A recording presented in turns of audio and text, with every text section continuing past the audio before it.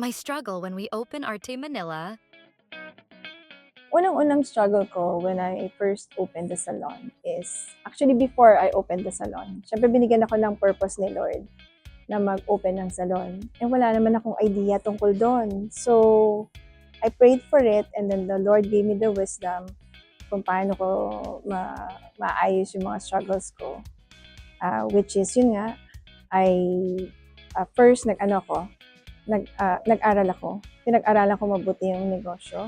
Pinag-aralan ko mabuti on how to handle a salon business, and at the same time, lahat inalam ko, yung mga products, yung mga magagandang products talaga na hindi ako mapapaya sa mga kliyente, at saka talagang piling-pili yung mga tao na ipinasok ko dito. Yun, isa sa mga naging mahirap na struggles ko talaga.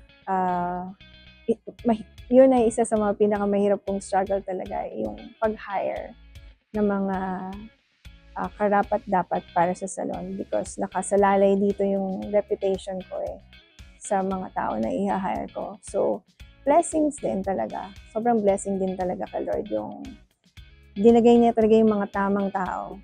Kung sino yung mga credible, magagaling, and has the same passion like me.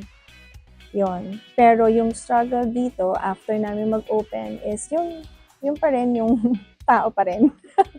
Pero at the same time, siguro dahil sa management namin na very focused kami sa mga staff, naayos naman. Maayos namin lahat.